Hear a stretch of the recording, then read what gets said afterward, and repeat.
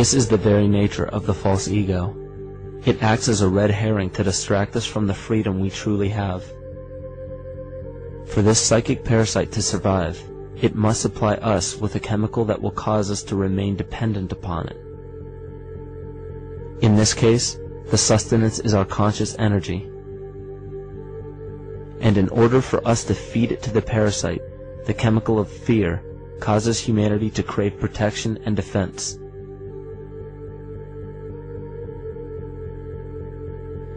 The functions of the body to survive can be broken down into two basic functions for any organism to survive.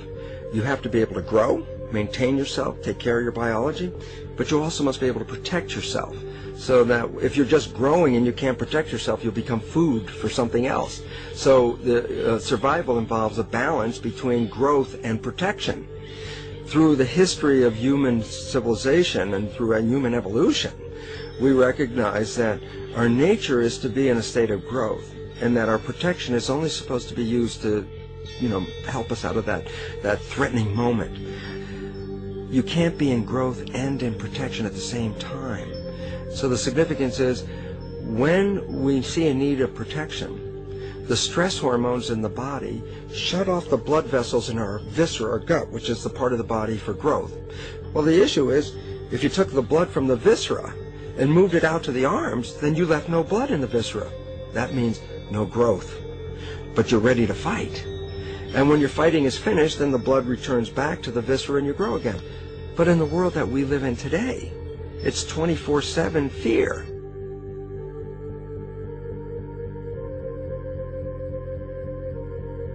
So we have a continuous dripping of that stress hormone into the body. It's just dripping all the time, getting us ready to run or fight or flight at any moment at the drop of a hat. We're ready to go because we're on guard. Well, the problem is, what does that mean about your allocation of energy? And it says, we're spending most of our energy in protection. You cannot survive if you're in protection all the time.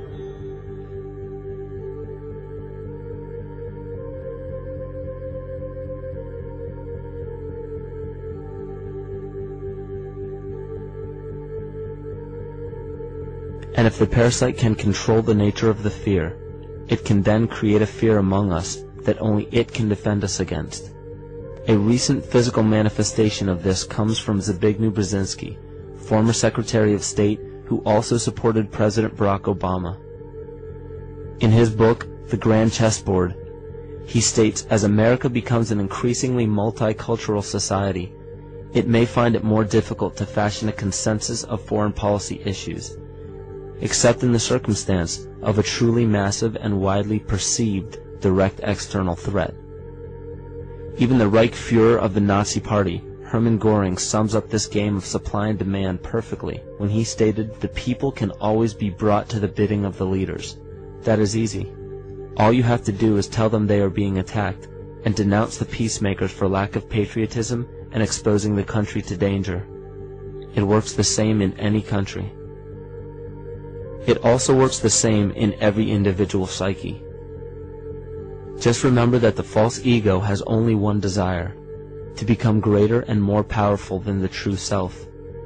This illness causes us to believe that we are separate from nature. This is why we see such a rise in the dependency of technology. This is why we see such little stewardship for the earth and the environment.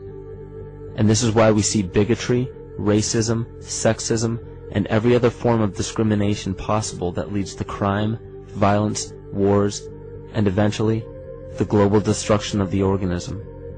This endless state of fear, confusion, and segregation our world seems to live in is a symptom of the false ego creating a false threat.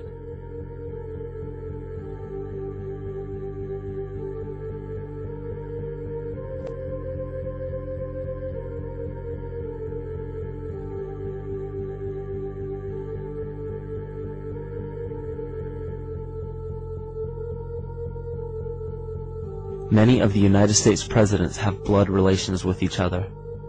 The Bush lineage has blood ties to a great number of former presidents.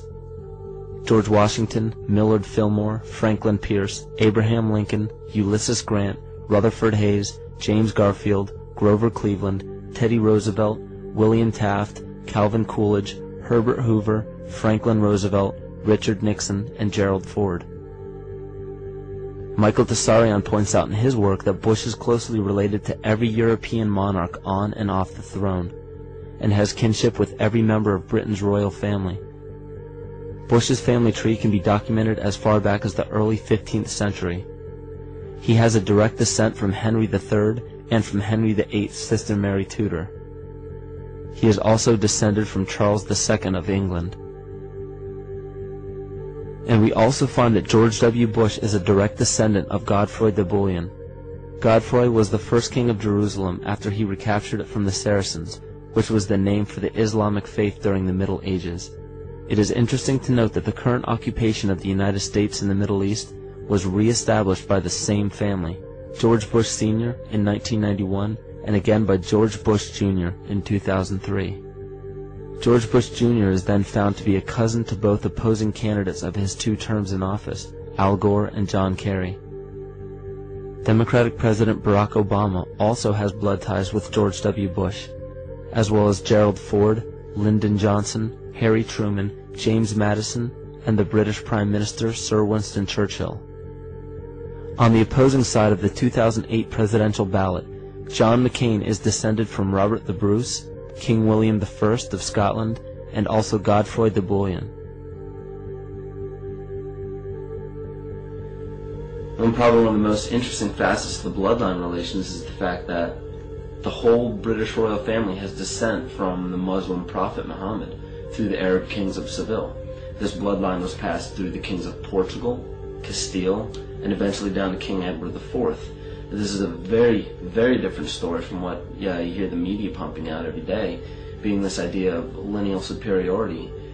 It's completely debunked according to the foremost authority of aristocratic lineage, Burke's peerage. And this just goes to show that there's the true story, and then there's the manufactured illusion, the front that's given to the public.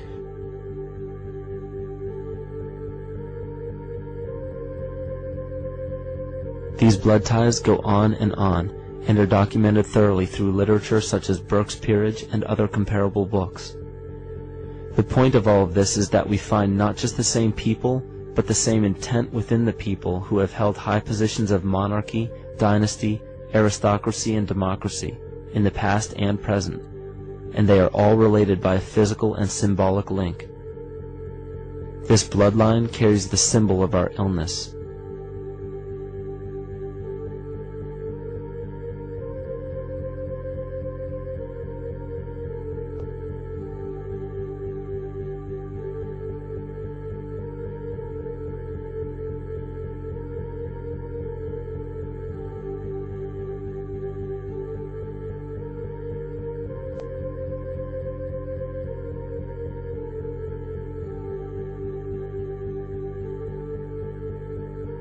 The symptoms of our psycho-spiritual illness are the wars, terrorist attacks, artificial or man-made disasters, and leader figures. As long as the people remain oblivious to their inner drives and inner nature, they will always fail to recognize why these events take place and why these figures rise to such powerful positions. The reason why we have failed for thousands of years to conquer these archetypal rulers permanently is because for thousands of years we have been fighting the symptoms of an illness and not the root cause. For every corrupt government that falls at the hands of a revolutionary, oppressed people, 2 more will rise in its place every time, because the root cause of a corrupt government does not exist in the individual leading that government. It exists within the psyche of every individual, because an unaware host to a deadly parasite will do anything to avoid accepting his own incapacity for freedom.